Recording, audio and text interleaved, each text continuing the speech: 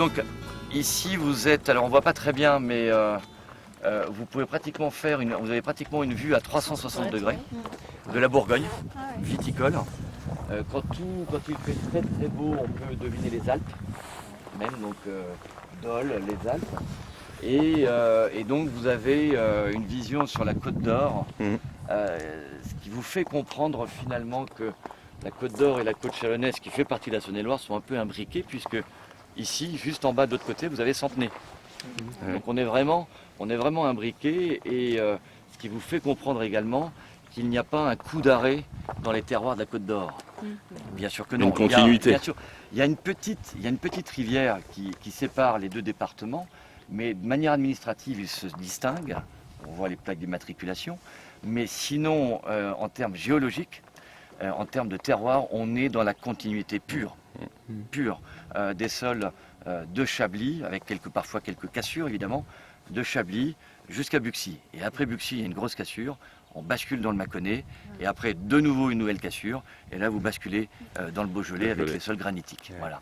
Mais ici, donc, vous êtes dans la continuité, et donc le calcaire est omniprésent comme en Côte d'Or, et on a par contre une particularité, c'est que dans l'appellation Village Bouzeron, on est sur des vignes plantées en hauteur. Au-delà, là on est entre 300 et 350 mètres d'altitude, ce qui ne se fait pas vraiment en Côte d'Or. Il n'y en a pas tant que ça. Parce que tout simplement, le chardonnay n'aime pas trop l'altitude, ni le pinot noir. Alors que la ligotée, finalement, ça lui convient, c'est bien. On va aller voir les vignes là. Voilà. Donc voilà, donc c'est vrai que c'est une vue qui est magnifique. Plutôt sympa. La vigne de l'Ermitage. Alors, je suis désolé parce que j'ai pas prévu que mon tâcheron allait laisser des débris qui doivent être brûlés ou enlevés avant le 31 mars, parce que ça c'est des nids à microbes, notamment flavescence dorée. Et l'une des solutions prophylactiques, c'est d'enlever tous les bois morts les brûler avant le 31 mars pour éviter toute propagation. Voilà. Et par fumure, enfin par brûlage. Par contre, pas vous n'utilisez pas un broyeur pour le broyer et le répandre. C'est une question, on pourrait. S'il y en a qui le font, je crois, mais peut-être pas dans cette région. Si, ça se fait de plus en plus, c'est une question que je me pose. Est-ce que je n'aurais pas pour l'amendement à acheter un broyeur avec 30 hectares maintenant. Bah oui. Ce serait pas idiot de broyer. Alors après, des amendements, oui, après un pied malade, ça veut dire qu'il a des bois malades, on les broie, on les remet on contamine le reste. Alors après, pense à les typios à l'escar, c'est impossible cette chaleur-là. Ouais. Et le sol était à 3 degrés en début de semaine. Et on va passer à 13 degrés très rapidement. Et à 13 degrés, ça débourre. Dans 2 semaines, c'est bon. Donc voilà, là, ici, vous êtes au lieu dit l'Ermitage. Donc vous voyez que c'est une vigne qui est close de murs. C'est un clos. C'est un clos. Les fondations des murs sont d'époque gallo-romaine. Et sont d'époque gallo-romaine. Et alors on voit pas, et j'ai pas eu le temps depuis que je suis arrivé ici il y a maintenant 20 ans, mais on a des vieilles cellules de moines qui sont dans les broussailles au-dessus. On avait découvert quand à l'époque on a mis des moutons pour débroussailler naturellement les hauteurs. Donc un jour l'idée c'est de mieux débroussailler l'ensemble pour d'abord faire apparaître les murs, parce que les murs sont plutôt beaux. Et c'est cette vigne qui me donne envie de suivre un stage de murier en fait. Ah oui, parce que mur en terre sèche. En pierre sèche. En pierre sèche, parce que la fondation d'époque gallo-romaine, donc ça a plusieurs siècles. Les murs même, ça je ne sais pas combien de temps. Même si c'est un peu fatigué, ça reste debout. Et les mûriers à l'époque, ils savaient très bien lire la polarité des pierres. Entre sans joint, entre le plus et le moins d'une pierre, ils calaient, ils sentaient, ils les calaient, et ça durait 200 ans. Et donc l'idée, j'aimerais bien, voilà, c'est cette vigne qui me donne envie de suivre un stage comme ça à l'avenir, et si l'occasion se présente, je le ferai. Et le fait qu'il soit clos, c'est dû parce qu'il y avait déjà de la vigne, ou c'est parce qu'il y avait un monastère ou quelque chose? Il y avait certainement un ermitage. Un ermitage. Un ermitage. Alors avant un ermitage, c'était certainement un poste gallo-romain pour surveiller. Oui, pour surveiller. Mais c'était certainement un poste gallo-romain pour surveiller, parce que là on a une vue absolument incroyable. Et puis de poste gallo-romain, c'est devenu un ermitage. Et puis après, les vignes.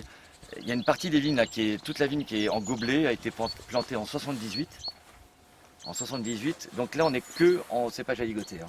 Et puis l'autre partie qui est taillée en guyot a été plantée en 88, 89. Mais avant la vigne qui est plantée en guyot, il y avait du pinot noir. Et alors là, cette vigne-là, je ne sais pas quel âge elle avait celle-là. Elle était franc-pied. Oh non, non, il n'y a pas. À Bouzeron, il n'y a plus de franc de pied malheureusement. Non, mais le pinot noir. Oh non, parce que le phylloxéra est passé par là et la Bourgogne, avec la roche-mère calcaire que nous avons, il est très rare d'avoir. Le phylloxéra, entre guillemets, se nourrit du calcaire quand même. Donc c'est difficile d'avoir. Il y en a, je crois, à Pommard, il y a un clos à Pommard qui est franc de pied encore. On ne sait pas pourquoi, c'est l'exception qui confirme la règle. Je crois qu'il y a une vigne en frange de pied. Mais l'Espagne, l'Italie, la France, c'est 3/4 du calcaire au monde pratiquement, oui. en termes de sol et sous-sol. Hein.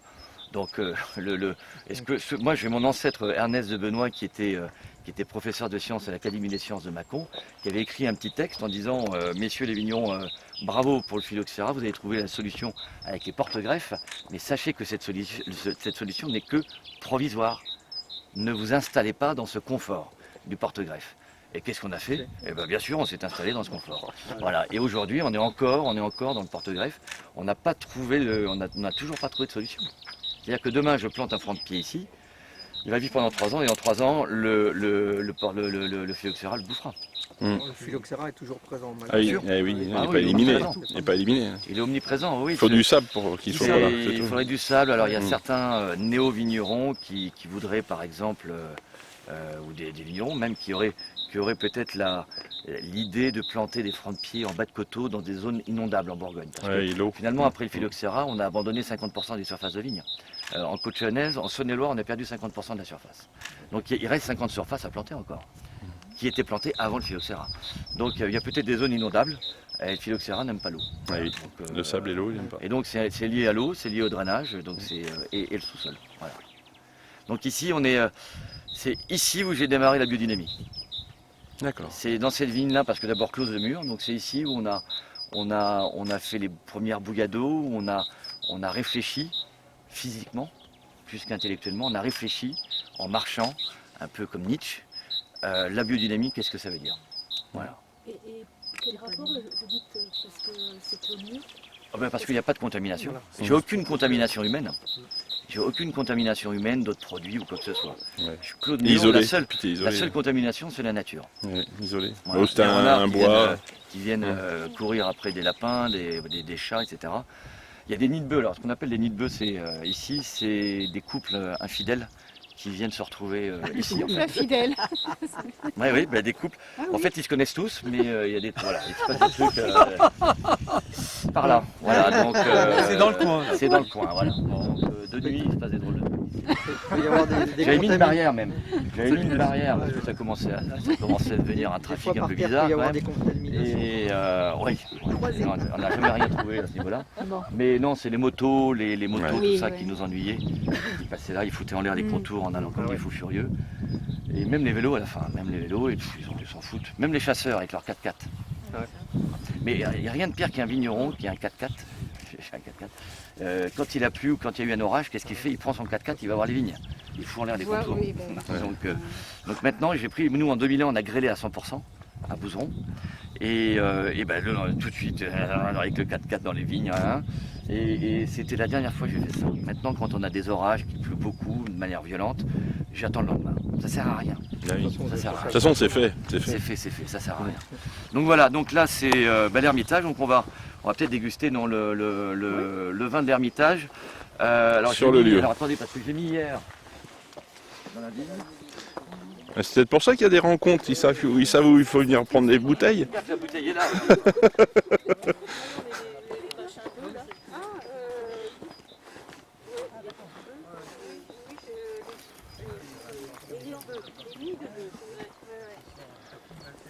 Mais vous n'avez pas eu peur que les nids de bœufs Vous savez, ils pensent à autre chose. Ouais. mais des fois, Ils pensent à autre chose. Alors, on va regarder, donc j'ai numéroté les verres, comme ça vous aurez chacun votre verre. Il n'y a pas d'échange de malheureux échanges comme ça, voilà. Vous avez 98. 1 hectare 98. Ok. L'âge moyen des vignes? Eh ben, il y a une partie donc, qui a été plantée en 78 Oui. et l'autre en 88. Donc, je te laisse faire l'addition et la division par deux. D'accord. C'est comme ça parce que ça coupe le jour sinon. Attends, combien j'ai dit 88? Donc, Ouais. 30 Vous avez dit et... 88, Ça fait 89 35 ans embryons. en moyenne. C'est ça, 78, alors pardon, 78 le gobelet et 88-89 le guyot qui est vers le pylône en fait. Voilà. Donc ça fait Et quarantaine d'années, quoi. 40, une quarantaine d'années. Quoi, voilà. Au niveau sa géologie, donc vous avez dit calcaire. Bah, c'est l'une des seules vignes qui est argilo-calcaire. Elle est argilo-calcaire. Elle est argilo-calcaire, en sachant que la plupart des autres vignes qui sont en coteaux, donc les vignes d'Aligoté qui sont en coteaux, on est plutôt sur de la marne. C'est plutôt D'accord. marno-calcaire. Donc là, on va goûter une particularité. C'est un bouseron qui est plus fait sur de l'argilo-calcaire que du marno-calcaire. Tout à l'heure, moi j'ai noté 350 mètres d'altitude. Entre 300 et 350 mètres d'altitude. Ouais, c'est ça. Je pourrais peut-être vous dire même qu'on est à 312 mètres d'altitude. Si vous voulez. J'ai l'impression que vous êtes très précis. Donc j'essaie d'être précis alors. Non, C'est vrai là, oui, je... Ah, c'est donc d'accord. Bon. On rigole pas. Exposition. L'exposition, elle est le nord est là. Ouais. Donc ça regarde l'est, tu vois, du moins. L'Est. Ça prend le soleil toute la journée. quoi. Ouais, l'Est. Ouais, mais comme Ça c'est prend le au soleil toute la sommet, journée, comme c'est c'est sur un sommital. plateau. Donc c'est au Arrière, c'est même presque au centre des 4 points cardinaux. Exactement. Donc c'est plutôt une bonne influence. Et c'est relativement venteux. Donc, Alors c'est venteux, Ça c'est met de la fraîcheur. ensoleillé. Ouais, mais de la fraîcheur du coup, un peu, non? C'est Le chaud, vent, quand même. c'est chaud. Ouais. C'est chaud. Il fait chaud. Il L'été, n'y a il pas fait de chaud. courant d'air. Mais Ça mènerait de la fraîcheur de la vallée ou non? On a quand même pas mal de. On a quand même. J'ai un état de sécheresse sur la vigne qui est plantée qui est taillée en guyot, beaucoup plus que la gobelet d'ailleurs. Ce qui nous fait penser qu'on va peut-être mettre l'autre vigne en gobelet. Et la biodynamie avait arrangé un petit peu les choses, mais on a certainement un sol qui est extrêmement drainant, ce qui fait que l'eau ne reste pas, et donc on n'a pas une réserve d'eau importante quand ça tape. Voilà. Ouais. Bonne réserve hydrique. Une réserve hydrique, oui. Après, ce qui signifie qu'il y a un bon drainage aussi. Ouais, mais exactement. Il faut les deux. donc Clos de Mur, on est d'accord. Bah, non, le nom de la parcelle c'est l'Ermitage. Mais L'Ermitage. en fait, c'est une vigne qui est close de mur, mais qui s'appelle, en fait, ça s'appelle la montagne de l'Ermitage. Et cette vigne s'appelle l'Ermitage. Et en 2011, j'ai fait une cuvée avec cette vigne qui s'appelait effectivement le Clos de l'Ermitage. Je n'ai pas pu mettre sur le marché parce que j'ai des vignerons de Crozes éteints l'Ermitage. Oui, c'est ce que j'allais dire. Et qui m'ont dit Pierre, Bah t'es oui. bien gentil mon gars, mais. Il reste plus qu'à mettre une chapelle, c'est ce que j'allais dire, et puis c'était bon. Ouais, comme ça. Et ça a été donc et j'ai même dit avec et sans H, non, ils m'ont dit non, les deux ça marche pas. Donc ça c'est resté en cave et on l'a pu. Voilà. C'est pas grave. Au niveau de la vinification de l'élevage, il y a des choses particulières Non, on fera un tour en cave tout à l'heure. C'est vinifié et élevé en foudre. Ouais. Comme je te l'avais dit, tous les foudres, le volume de chaque foudre, en fait on a 17 parcelles d'aligoté à Bouzeron. Les 17 parcelles sont réparties entre 9 lieux-dits et on a 9 foudres. Et chaque foudre correspond, le volume de chaque foudre correspond à la surface de chaque lieu-dit. En sachant que pendant des années, on avait chaque lieu-dit qui se vinifiait, chaque parcelle de chaque lieu-dit se vinifiait ensemble de manière assez facile. Depuis le réchauffement climatique, on a des parcelles de certains lieux-dits qui mûrissent plus vite que d'autres. Et donc depuis 2 ans, on vinifie des parcelles de plusieurs lieux-dits différents maintenant. C'est assez intéressant. Ce qu'on ne faisait pas avant. Voilà. Mais on a des volumes de foudre qui correspondent à des surfaces de vignes. Et c'est des élevages sur lit, sans bâtonnage. Levure indigène, il n'y a rien de. La seule chose que je maîtrise dans la fermentation alcoolique des blancs, c'est la température.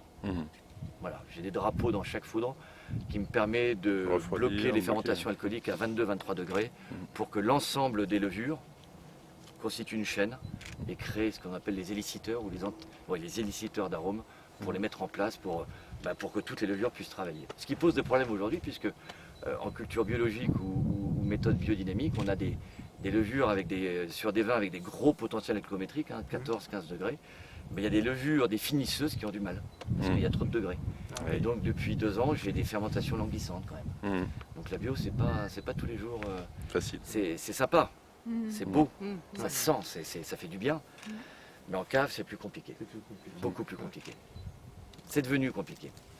Alors qu'avant, c'était finger in the nose. Non, mais c'est avant, on ramassait, c'était à 12, ramassé naturellement à 12, on chaptalisait un petit peu avec du sucre bio pour arriver à 12,5. Et moi, j'aimais bien chaptaliser un petit peu, ça faisait durer les fermentations alcooliques.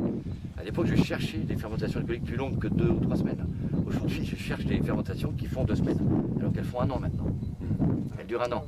On a une chance inouïe, c'est qu'on ramasse des raisins, et c'est là l'avantage du temps qu'on a aujourd'hui, c'est qu'on ramasse des raisins qui sont magnifiques, qui sont très très beaux. Le réchauffement climatique ou le changement climatique est plutôt favorable à la Bourgogne aujourd'hui quand même. Jusqu'au jour où ça va basculer dans l'autre sens. Voilà. Mais pour le moment, c'est favorable, on ramasse des raisins magnifiques. Après, c'est en cave que ça se complique évidemment. Mais on voit que la ligotée, qui a toujours été considérée comme un cépage à côté du chardonnay et du pinot noir, alors même qu'il était travaillé au même niveau de qualité que le chardonnay et le pinot noir avant le phylloxéra, sur les mêmes coteaux, sur les mêmes hauts de coteaux. Il y avait des très très beaux aligotés à Los-Corton, là où aujourd'hui vous avez des chardonnays dans les grands crus. Il y avait des aligotés sur des zones qui sont en grand cru aujourd'hui. Tout à fait. Vous voyez, voilà. Donc ça veut dire le niveau de culture de la ligotée à l'époque. La ligotée a perdu ses lettres de noblesse. Alors il y a plusieurs raisons. Je crois qu'en goûtant le vin, on se rend compte que d'abord le cépage à ligoter est un cépage qui est diaromatique, contrairement au chardonnay, qui lui est neutre. L'avantage du chardonnay, c'est d'exprimer le terroir très très vite, immédiatement, alors que la ligotée, comme le sauvignon, comme le chenin, comme le savagnin, comme le riesling, sont des cépages aromatiques qui marquent de leur empreinte le vin au départ. D'où l'intérêt d'avoir une origine végétale extrêmement précise, qui respecte ce que les anciens avaient mis en place avant le phylloxéra. D'où l'intérêt, quand j'ai fait le tour des 17 parcelles d'aligoté du domaine de Vilaine, j'ai remarqué qu'on en avait une qui avait plus de 115 ans. De cette vigne, j'en ai créé un conservatoire. Et de ce conservatoire, ça m'a permis de continuer ce que les anciens avaient démarré avant le phylloxéra, dans la continuité, la sélection et l'observation de l'individu végétal aligoté doré, adapté au terroir de Bouzon. Et pas l'inverse. Et pas le terroir adapté au cépage, que ce soit en sélection bassale ou sélection clonale. Voilà. Ça, c'est important. Ça. Ah oui. Voilà. Conservatoire qu'on visitera Demain matin. Et dont on goûtera 2 millésimes à l'heure du déjeuner demain. D'accord. Voilà. Super. 2016, le premier millésime et 2017. Alors donc le vin qu'on va déguster, j'ai pris un échantillon hier sur foudre. Donc l'amalo est terminé, fermentation alcoolique terminée. Et le vin, je me demande s'il n'est pas 14,5. Oh. Je crois. Mais vous allez voir, c'est surprenant. 90% des aligotés de Bourgogne quand même. Et ces 90% ne sont pas des Formule 1. Et ça reste. Et on ne peut pas les transformer en Formule 1. Il ne faut pas se tromper. Il faut faire attention. Il faut faire attention à ça. Alors, moi j'avais ce sentiment du 3 quand même, le côté un peu avec ces aspérités du vin. Il y a beaucoup d'aspérités dans le vin. Et puis il y avait un côté très doux. C'est ça. Alors, il y a un côté doux aussi. compensé par quelque moi chose j'aurais qui Voilà. dit doux. 2. Oui, moi j'aurais dit 2 au départ, avec quelque chose de 2 à la fin et un peu plus doux au D'accord. début. Je serais plus sur un 3, moi.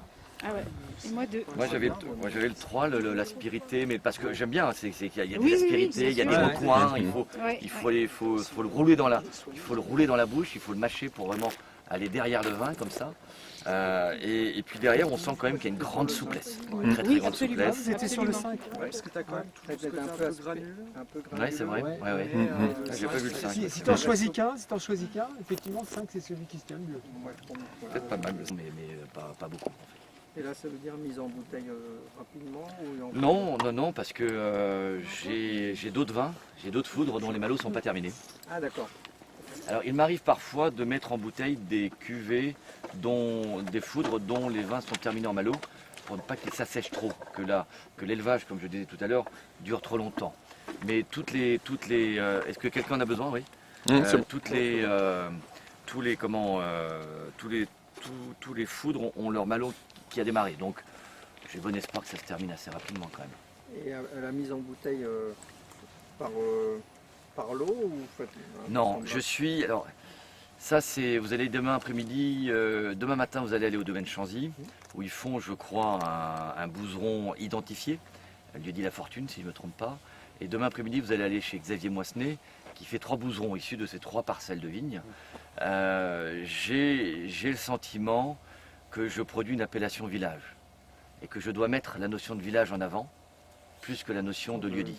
Donc si je faisais un bouseron, et en plus j'ai 17 parcelles différentes, alors si je commence à faire des lieux-dits, avec des lieux-dits qui ne représentent même pas une pièce et d'autres qui représentent vous voyez, un foudre, ça risque d'être compliqué quand même. Et donc si je faisais un bouseron plus nom de lieu-dit, on parlerait à la fin, l'expérience veut qu'on produise par ailleurs des bourgognes blancs, des bourgognes rouges, identifiés, et qu'à la fin on ne parle plus de bourgogne blanc, bourgogne rouge, mais on parle de la digoine, on parle de la fortune.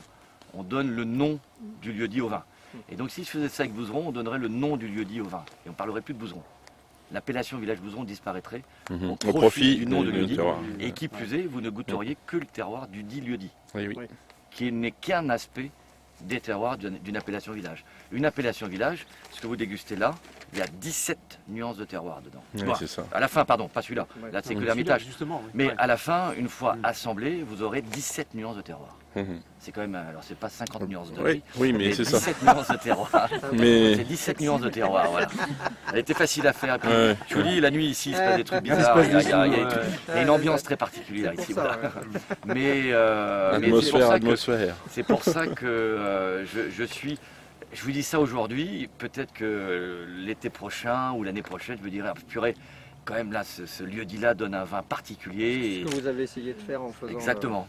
Peut-être que je le ferai et je serai peut-être obligé de le faire puisque j'ai un but non avoué qui serait de faire reconnaître la notion de premier cru à Bouzeron. Bouzeron premier cru. Ça fait 20 ans que Bouzeron existe et j'aimerais bien le faire. Je crois que c'est la prochaine étape, c'est d'accéder à la notion de premier cru. Mais pour ce faire, il faut identifier des terroirs à Bouzeron qui pourraient prétendre à cette revendication au premier cru. Et je ne peux pas présenter un Bouzeron avec 17 terroirs différents pour dire ça c'est un premier cru. Non, il y a dans les 17 terroirs certains qui ne valent pas premier cru, d'autres qui se valent village, etc.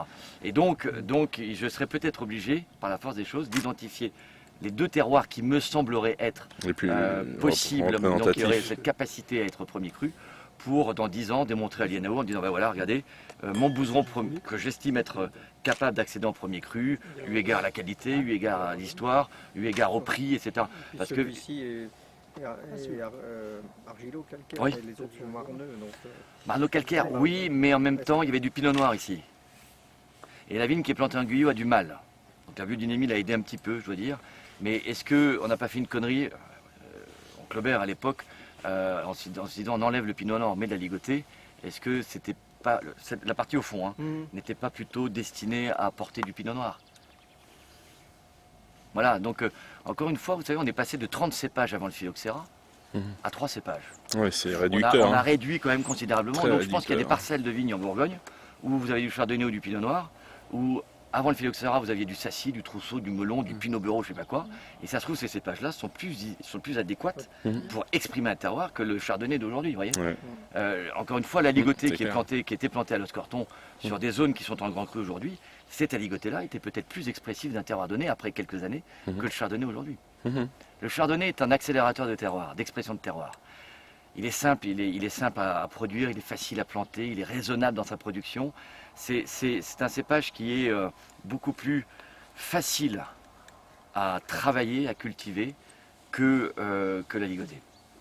Et le grand avantage du chardonnay, c'est qu'encore une fois, il exprime le terroir immédiatement, bon ou mauvais, vous le savez tout de suite. Alors que la ligotée, je peux mettre un très très grand plan la ligotée sur un terroir dégueulasse. Vous allez goûter d'abord la qualité du plan. Les premières années, on dit la vache, qu'est-ce que le vin est bon. Et puis d'un seul coup, le terroir va commencer à arriver.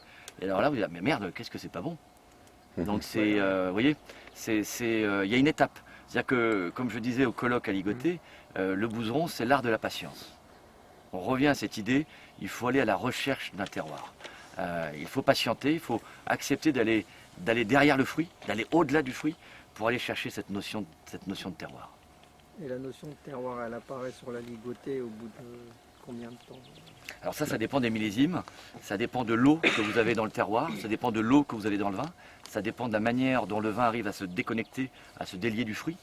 Ça dépend de la maturité, si elle a été obtenue plus par concentration que par maturation. Ça dépend d'évaporation. Et l'âge de Tout la est- vigne doit y faire aussi. Alors, il y a l'âge Non, de la et vigne, l'enracinement, mais en non même temps, ma vieille vigne de 115 ans, elle est toujours aussi aromatique la première année. Et D'accord. puis après, l'aromatique liée au fruit se dégrade, passe de l'état réel à l'état de mémoire pour laisser passer petit à petit le terroir, qui fait souvent penser pour moi, à des vieux champagnes sans bulles. Ce côté marneux, vous savez, créé comme ça. C'est ce qu'on a l'autre jour, on a bu un, on a ligoté. Il dit, pour moi, c'est comme le champagne. Eh oui. Ouais. Mais Bouzeron, on a la particularité à Bouzeron, donc, qui est la seule appellation village issue du cépage à ligoter en Bourgogne, c'est qu'on a maintenu une certaine idée de la ligotée, une certaine idée de la qualité de la ligotée au service d'un terroir. C'est-à-dire qu'on n'est pas un vin Bourgogne à ligoter, c'est un vin qui est en Bourgogne, qui est lié à son cépage. Et à travers la personnalité d'un homme, d'un vigneron qui en parle bien ou pas bien, ou qui a une grande gueule, qui a une petite gueule, etc. Vous voyez, c'est lié à un cépage et un homme. Bouzeron, c'est plus lié à un cépage, c'est plus lié à un homme, c'est lié à un terroir. Par contre, l'homme se sert du cépage pour exprimer le terroir, ce qui est différent. Après, il y a des aligotés qui sont capables, des Bourgognes aligotés qui sont capables d'exprimer les terroirs. Simplement, il faut que l'homme l'accepte. Vous savez, c'est comme des vignerons qui ont en face d'eux que des grands crus. La tentation est forte d'imposer aux grands crus son avis. De dire, mais moi je vais te montrer ce que je veux, ce que j'attends de toi. Chaque vigneron qui a été confronté à ça, je crois au bout d'un moment s'est dit, ok, t'as gagné, c'est toi grand cru qui l'emporte. Et les plus grands vignerons face à des grands crus sont ceux qui sont les plus modestes et qui acceptent de juste titiller comme ça, de juste, vous savez, adapter avec un certain doigté. très délicat. C'est juste de dire, bah, tiens, hop, voilà. C'est pour élever, beaucoup plus Orienté. qu'exprimer, voilà, ou orienter. Ouais. Donc voilà, mais c'est intéressant. C'est intéressant. C'est quand même relativement consistant, il y a une belle matière. Il y a une belle matière, oui. Ouais. Ouais, oui. Et Ah ça oui. laisse une empreinte quand même. Il y a une belle assez empreinte. lourde, hein. Alors, c'est le côté argileux encore. Hein. Ouais. Comme je disais, il y a un côté argileux. C'est une vigne qui est assez. Il y a un sol qui est assez profond. Là, il y a 1,40 m à peu près de profondeur avant d'atteindre la roche calcaire, la roche mère calcaire. Alors que sur le coteau, donc qui est juste en dessous là, sur la zone marno-calcaire, vous avez 70 cm d'épaisseur. Ouais, c'est ça. Donc vous êtes sur une terre qui est très pauvre, Oui. qui est très maigre, qui est peu profonde et qui correspond presque au sol de Montrachet, qui correspond presque au sol de Bâtard Montrachet. Je dis pas ça par hasard. Il y a des vignes d'aligoté dans le Montrachet. Il y a, tout comme moi dans ma vigne d'aligoté qui a 115 ans, il y a des vignes, il y a des pieds de chardonnay. À l'époque, on travaillait par marcotage, on mélangeait tous les cépages étaient mélangés et c'était un joyeux bordel en gros, c'était pas palissé. On voyait un pied qui était joli, qui était bien, on le gardait pendant 5 ans. On vérifiait son bois, on vérifiait son feuillage, on vérifiait son fruit. Et si au bout de 5 ans, il était toujours aussi qualitatif, on prenait une racine et paf, on le mettait à côté. Ouais. Et puis on mélangeait les cépages entre eux, etc. Donc il est normal dans les très très vieilles vignes de Montrachet d'avoir un peu d'aligoté. C'est normal. Et puis aujourd'hui là, avec la loi des 85-15, je suis sûr que ça se fait. Dans le chardonnay, pour rafraîchir le chardonnay, je suis sûr qu'on y met un peu d'aligoté. Je ne serais pas surpris en tout cas. Donc voilà. Parfait. Mais c'est agréable ici. Hein. C'est quand je suis Un extrêmement énervé, je viens ici. Non, parce que c'est. Et puis, les vendangeurs, donc on a entre 50 et 60 vendangeurs. Chaque année, je leur demande quelles sont les vignes qui les ont marquées. Il y a 2 vignes. Et généralement, il y a l'Ermitage. Toujours l'Ermitage, parce qu'encore une fois, on est en dehors du monde humain. Il n'y a pas de contact humain. Et puis, il y a alors je ne sais pas pourquoi, je ne comprends pas pourquoi, il y a une autre vigne qui s'appelle Rully Premier Cru, les Chanclous, qui est une de nos nouvelles vignes, donc qui est située à Rully, en Pinot Noir, qui est au bord de route, sous le château du XIVe siècle à Rully. Je ne sais pas si vous voyez. C'est une parcelle qui ne paye pas de mine comme ça, et pourtant ils aiment y être. Voilà. Donc ici je comprends. Là-bas, je me pose des questions. Alors, Peut-être, oui. j'avais une question moi concernant la ligne moyenne haute tension là, qui est là. Oui. Elle vous gêne pas? C'est marrant parce que c'est là où j'ai mes vignes taillées en guyot et c'est là où j'ai le plus de difficultés au niveau des bois. Alors est-ce que c'est lié à ça? Le raccourci est vite fait. Le raccourci est vite fait. Mais je préfère... Mais il y a des tests qui ont été faits. Nicolas Joly, tout ce qui est dans biodynamie. J'en avais parlé avec Nicolas. Et l'influence du courant électrique sur. Mais je préfère à la rigueur que végétal. le courant électrique soit extérieur et aérien. Oui, que intérieur. Oui, je suis d'accord. Parce que si le jour ils m'annoncent qu'ils veulent C'est de l'intérêt. Ouais. je vais être un peu plus ennuyé parce que là, il y a plus de... là, ça peut, vous savez, c'est comme une force. C'est comme le bouseron aussi. On a choisi de vinifier en foudre et pas en fût. C'est parce que quand vous regardez un pied d'aligoté, vous regardez le bois, vous regardez le feuillage, vous regardez le bois, les raisins, c'est puissant, c'est costaud, ça respire l'énergie. Et cette énergie végétale, vous l'enfermez à travers le fruit, à travers le mou du fruit, dans un fût de 228 litres. Et ben le mou va exprimer cette énergie végétale, il ne va pas réussir. Il va s'asphyxier et généralement, nous, tous les bouserons qu'on a tenté de faire en fût, réduisaient méchamment, avaient tendance à s'étouffer et à partir même vers le mercaptan. Et c'est pour ça qu'on a choisi de continuer la vinification en foudre. Et je considère que l'électricité, c'est pareil. Tant que c'est en bois aérien, ça se propage, ça se dilue. Si ça reste à l'intérieur, si ça va être trop concentré, enterré, ça risque de concentrer quand même. J'en ai bien peur. Mais bon, après, c'est sûr que...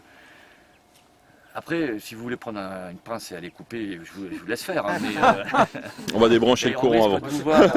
On risque de voir un objet non identifié, un ovni, un objet viticole non identifié.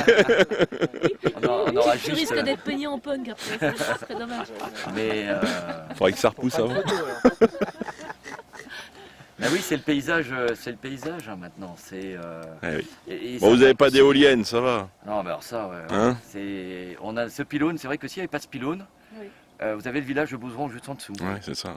Il y a le village de Bouzeron juste en dessous qui est très beau. Et donc là, vous devinez la partie la plus au sud de l'appellation Bouzeron, au loin, qui est la plus fraîche. Qui est la plus fraîche et qui donne certaines... Alors, j'ai pas de vigne là-bas, moi. J'ai pas de vigne là-bas, Chanzy en a un petit peu, je ne sais pas s'ils l'ont identifié à travers les vinifications, et Xavier n'en a pas non plus. Mais c'est des vignes qui vont... Au plus au sud, c'est carrément au-dessus, non? Par rapport à ici? Non, là c'est Bouzeron là-bas, ça c'est l'air non, d'appellation Bouzeron. Les vignes que tu dis, Chanzy et... Ah non, Chanzy ils en ont à côté de nous, on est voisins à peu près partout avec Chanzy. Et ils ont racheté des vignes sur les dessus là-bas, il y a 3-4 ans je crois. Chanzy est un gros producteur de Bouzeron maintenant, et d'aligoté. Mais ma petite arlésienne, comme je suis président d'appellation Village Bouzeron, chaque année c'est quand on doit décider des conditions de production en fonction du millésime, de la charge, du climat. Mon arlésienne, c'est de demander un degré minimum plus élevé que le cahier des charges et un rendement plus faible que le cahier des charges. Généralement, j'ai une fin de non-recevoir de l'ensemble des vignerons de Bouzeron. C'est devenu un joke. Mais je pense qu'en tant que seule appellation village issue du cépage aligoté, on devrait essayer quand même. On devrait être crédible. On devrait, quand on sait, comme 2019, qu'on va produire moins, il faut accepter de proposer moins. Quitte à faire un peu plus une année d'après. Le cépage aligoté, c'est un peu comme le sauvignon. Moi, mes parents sont vignerons à Sancerre, donc j'ai été nourri au sauvignon. C'est incroyable les incointances qu'il y a entre le sauvignon et l'aligoté avant Malo. C'est incroyable ce qui m'a convaincu d'ailleurs quand je suis venu goûter ici en 99 les vins. Mon oncle verbalement n'avait pas tout à fait réussi à me convaincre et ce sont les vins qui m'ont convaincu. Alors, sur millésime 99. C'est pas n'importe quoi. C'était pas n'importe quel millésime et en goûtant les Bouserons en foudre 99 Malo pas faite, j'étais à Sancerre. J'étais à la maison. J'étais à la maison et donc retour au bercail. Je me suis dit tiens, et c'est pour ça, c'est en partie ce qui m'a convaincu un peu de continuer l'aventure ici. Voilà. Mais par contre, ce qui m'a pas convaincu, on fait la Malo. Voilà, c'est pas. Il ne faut pas que je cherche à faire du Sancerre ici. Voilà. Il y a une phase olfactive sancerroise, je trouve, ou sauvignon, et puis après, il faut retrouver. Et c'est normal, c'est le cépage qui est aromatique. Et puis après, le cépage aromatique disparaît et hop, le terroir prend le dessus. À Sancerre, c'est le château du Nozay? C'est le château du Nozay, c'est domaine du Nozay, AY. C'est Cyril, non? Ouais, Cyril. J'en ai bu un la semaine dernière. La semaine dernière, c'est pour ça. Au château du Nozay? Non, j'étais chez Bourgeois, puis on a discuté. Chez Henri Bourgeois. Il y avait tous les... Je connais bien la famille, et puis ils étaient tous là. Puis on s'est... Tu vois, je leur ai dit qu'on venait à Bouzeron, et tout de suite, bon, bien évidemment, on a parlé de Cyril et du château du Nozay. Ah, ben ils sont... Cyril et... c'est mon frère aîné, voilà. Je l'aime beaucoup, il m'emmerde terriblement, mais je l'aime beaucoup. On est deux vignerons, forte tête, et il est très dans les vins nature actuellement, et je trouve que c'est une voie à laquelle on pourrait parler des heures et des heures de ça, il faut faire attention quand même. Ici, vous voyez, par exemple, ici, quand je suis arrivé il y a 20 ans, j'avais acheté des amphores, j'avais fait des trous dans les vignes, et j'avais mis des raisins dedans, dans les amphores. un peu comme c'est en Géorgie. Géorgie, c'est les Géorgiens. Et les amphores sont fissurés, fendus, etc. Ça a été une merde pas possible. C'est bon. C'était pour s'amuser, mais je pense que l'amphore est intéressante, mais dans la mesure où on va aller à la recherche d'une acidité perdue à l'avenir, et que l'amphore bouffe énormément d'acidité, sauf si on met de la cire à l'intérieur, c'est-à-dire qu'on modifie l'apport de l'amphore, je vois pas l'intérêt. Faut le laisser respirer, mais il faut pas que ça. Oui, mais bon, si on il faut le décaloter. Pour le décaloter, il faut que l'amphore bouffe de l'acide. Et l'acidité, elle chute. Et le chardonnay, c'est ce qu'on va rechercher à l'avenir dans le chardonnay. Oui, bien sûr. J'ai pas dans le sauvignon. Le sauvignon qui est comme la ligoté, il y a une base acide qui est importante. Et puis à Sancerre, il souffre moins des températures hautes qu'ici. Mon frère a quand même réussi à ramasser des raisins qui étaient à 12,5 sans aucun problème. Nous ici, 13,35 là, ligoté. Puis l'autre qu'on va déguster dans un instant, 14,05. Donc sur 18, ils sont quand même montés assez haut. Ils sont montés haut, oui, c'est vrai. Mais chez Reverdy, à plus de 14. Ah oui. C'est à Mainbray. Ah oui. Ah oui, le château du Nozay, il y a Mainbray. Vraiment, mon père a fait ses gammes de vignes et de vins avec le petit dé qui habitait le château de Mainbray en fait. Et puis c'était un ancien général qui était un ancien ancêtre qui s'appelait le général Triboudet de Mainbray, qui est enterré dans le cimetière de Sainte-Jamme où on a célébré sa mort. Et sa demi-heure de gloire, ça a été de retenir les Prussiens en 1870 pendant une demi-heure avant Paris. Puis après il s'est fait voilà. Mais ça a duré une demi-heure. Donc on a célébré ça l'année dernière devant le cimetière avec des troupes de chasse, tout, etc. Olivier de Benoît a fait un petit mot très sympathique et puis voilà, c'était marrant. C'était sympa. Bref. Et vous êtes donc né dans les vignes, mais vous avez exercé une profession avant Alors moi j'étais, en fait je voulais être astronaute au départ. D'accord. Comme vous pouvez constater, ça a foiré. Les problèmes, ça a bien foiré. J'ai des problèmes d'yeux en fait. J'ai beaucoup de tension dans les yeux. Les étoiles, quand même. Après, comment? Parfois vous avez la tête dans les étoiles. Il faut, c'est important. Et c'est grâce au vin ça. C'est grâce au vin finalement. Et pilote d'hélicoptère après.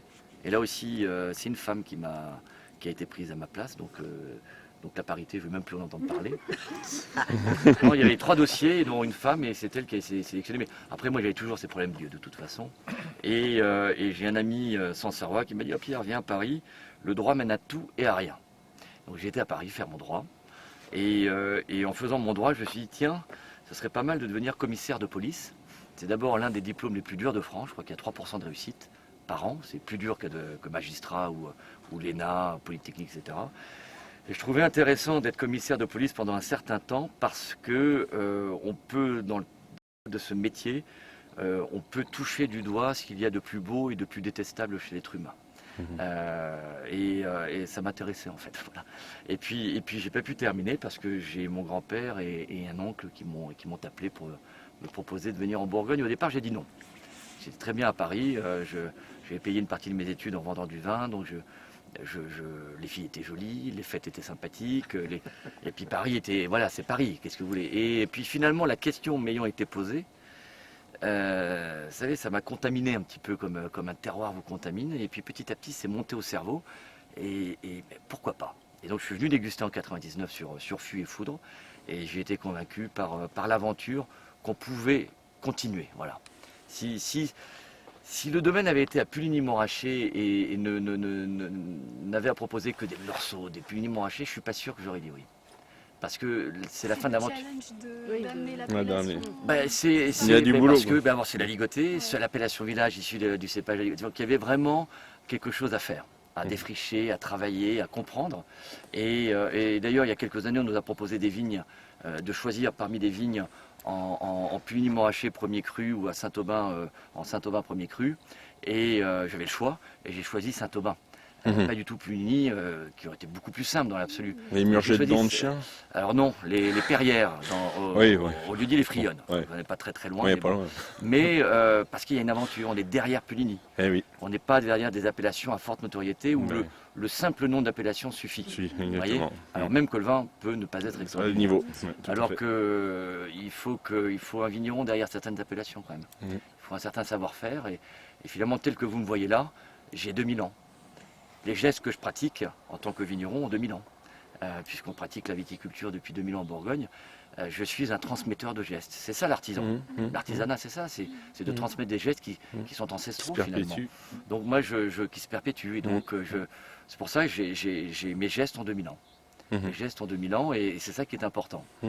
Sur une appellation à forte notoriété, ce geste-là peut être un peu galvaudé, peut être un peu diminué au profit d'une identité liée à un nom d'appellation et parfois, et souvent, liée à un personnage, à un homme, ou à une femme. Oh ben, dites-le avec un sourire quand même. Vous savez que les femmes en Alsace ont foutu en l'air pendant des années l'Alsace quand même. Quand elles ont commencé à vinifier en Alsace, elles ont commencé à proposer des vins avec beaucoup de sucre résiduel. Parce qu'elles aimaient bien un peu le sucre dans le vin, etc. Ça a très bien marché auprès de la gente féminine, ça a foutu en l'air l'appellation. Et le jour où la crise de 2008 est arrivée, il y a énormément de vignerons qui se sont remis en question quand même. Olivier Zindumbrecht, qui est le seul Master of Wine français encore aujourd'hui, je crois. Moi, je voyageais au Japon avec lui à l'époque. C'est vrai, il y a un petit peu de résiduel quand même. C'est fini maintenant, ça y est. Mais les femmes il y a eu une période sucre résiduel dans les vins alsaciens et je pense que les femmes ont eu un rôle à jouer là-dedans. Pourtant, en Allemagne, ils sont aussi sur les sucres résiduels. Ouais, mais les femmes, c'est particulier en Allemagne. Ouais. C'est des casques à pointe, c'est des... Je dis ça, je suis très ami avec les Joly et je suis très ami avec Nicolas Joly, avec sa femme qui est morte. Qui est morte, oui, en décembre. Très ami avec les enfants et Madame Joly était allemande et c'était une... Rigueur. Bah, c'était précis, quoi.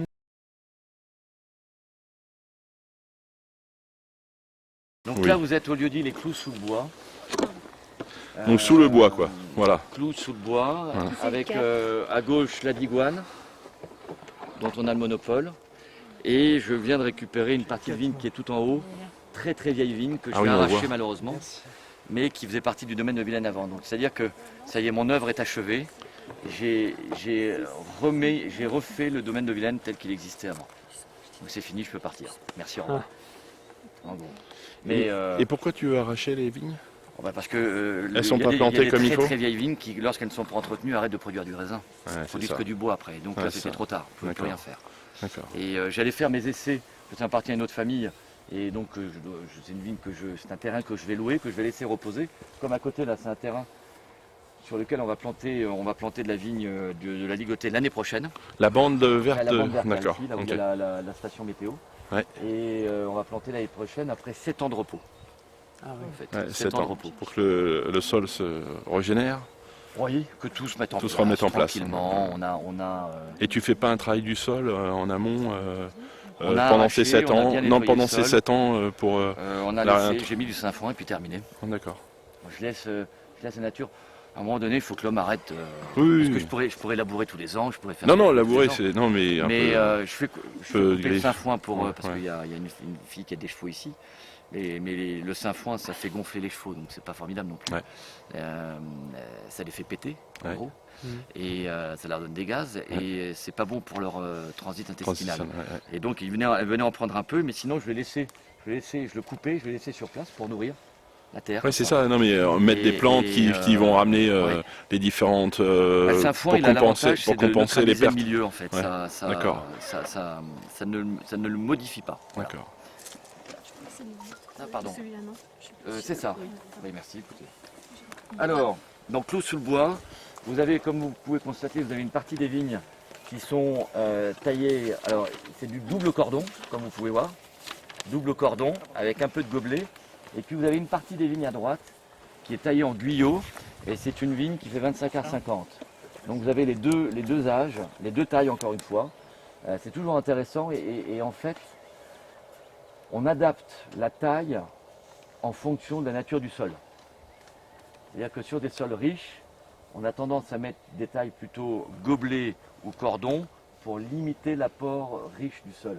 Alors que sur des sols pauvres, on va tirer la moindre richesse qui vient dans le sol et l'aiguillot est plutôt favorable, est plutôt sympa pour ça.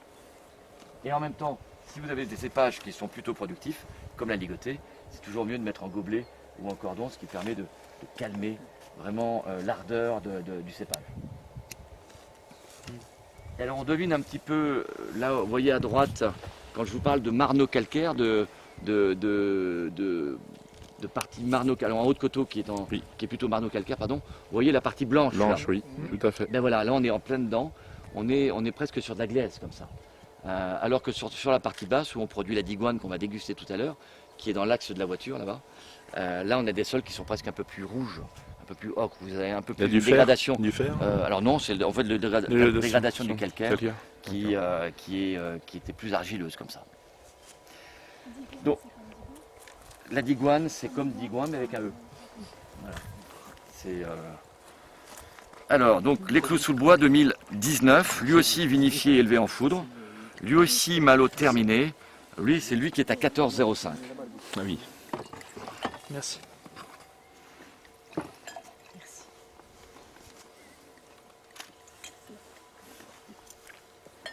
Donc là, le mise à parcelle, c'est Clous sous le bois. clos, Clous sous le bois.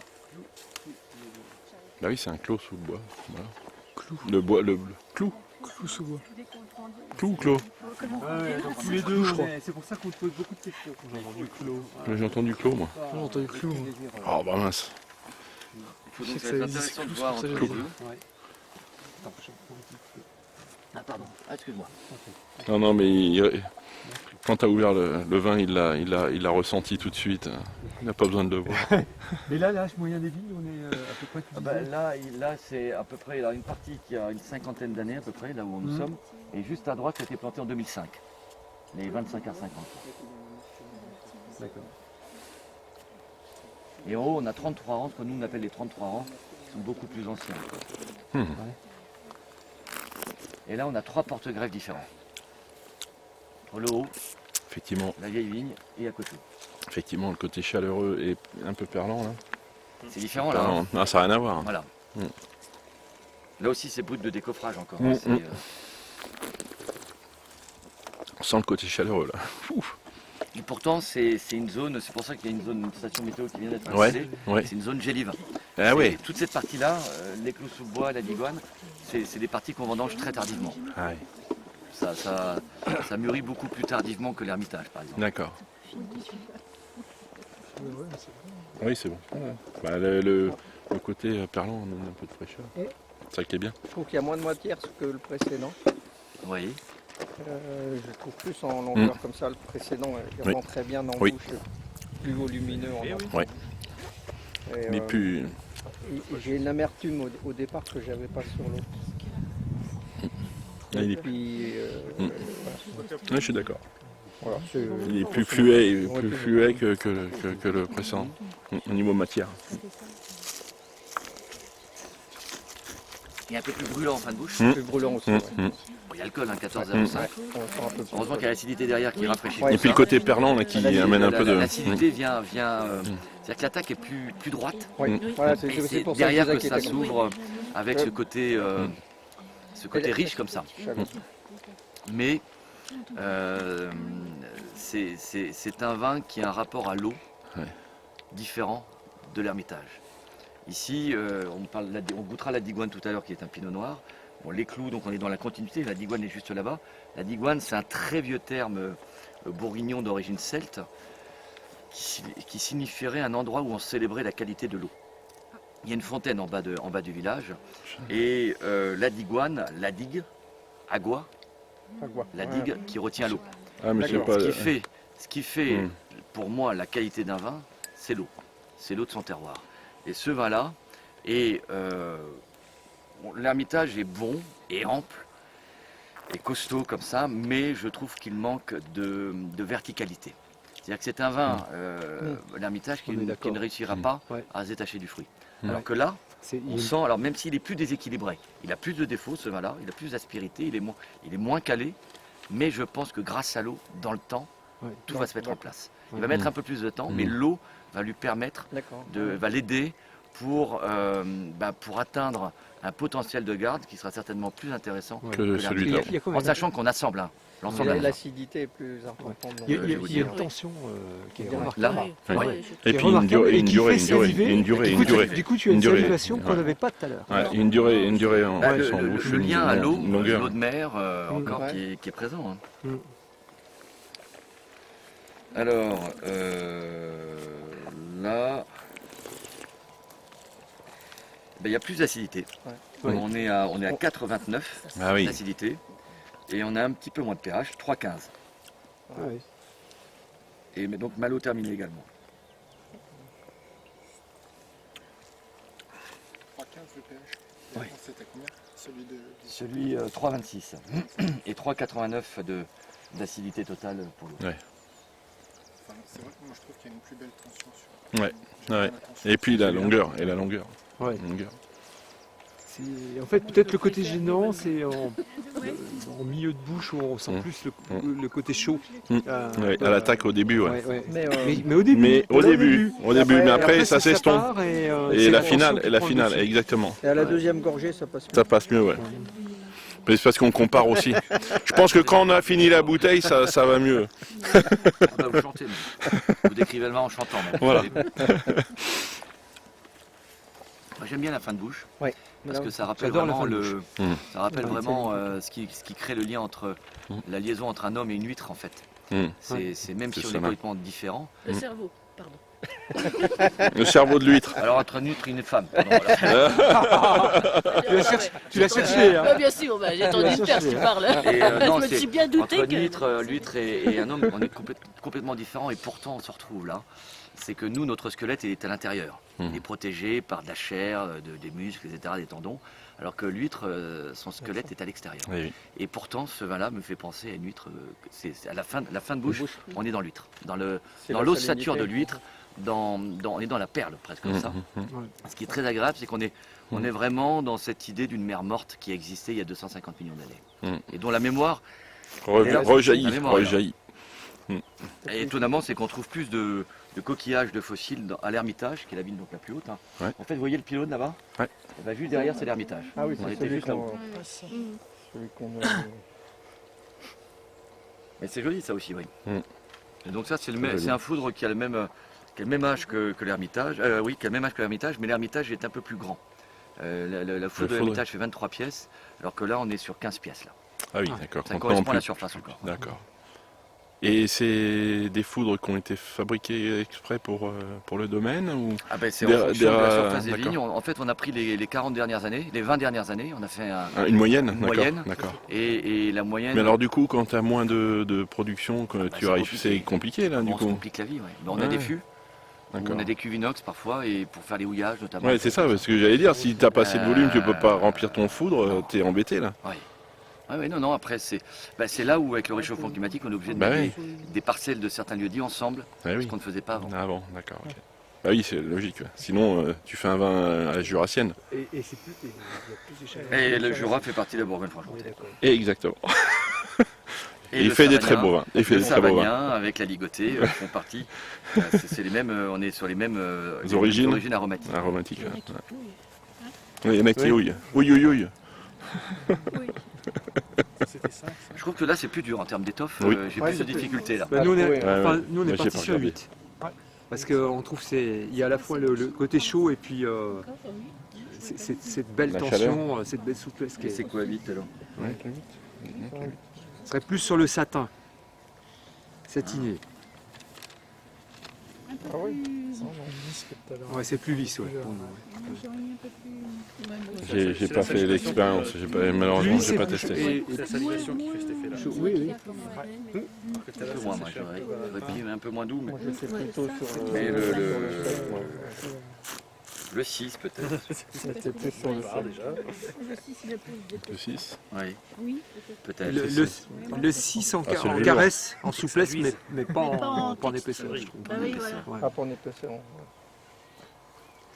Parce que l'huître, il est quand même très lisse, je trouve. Ouais, il est Ouais, très trop lisse. lisse. Ouais. Dommage, j'ai pas fait le test. Il est plus Et nous, ce lisse côté d'un côté lisse, que de l'autre. Si c'est tu contre la c'est la fin de bouche. C'est Juste vois là, c'est pareil, ça dépend de Le quel moment moment tu le prends. Si à l'attaque voilà. ou au Si c'est final. l'attaque que La finale. tu traduis ou La fin finale. de bouche.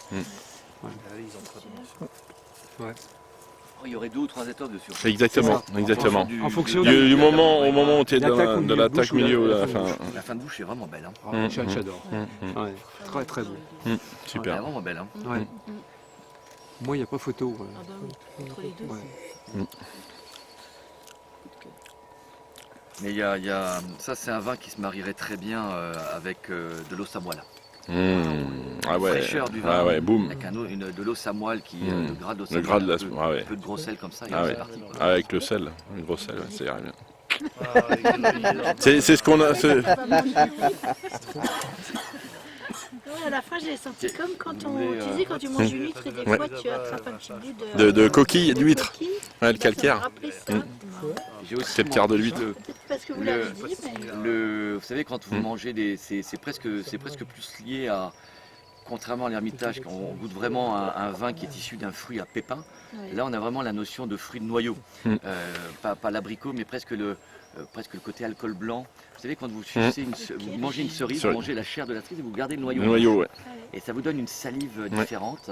Et pour moi, j'ai presque cette notion de noyau de cerise, sans la chair évidemment, en fin de bouche comme ça. Le côté un peu alcool blanc comme ça. Au néo, au quatrième mois, ça fait un peu aussi. C'était un petit mot ça. C'est un peu l'alcoolo. Parce qu'il y avait un mauvais-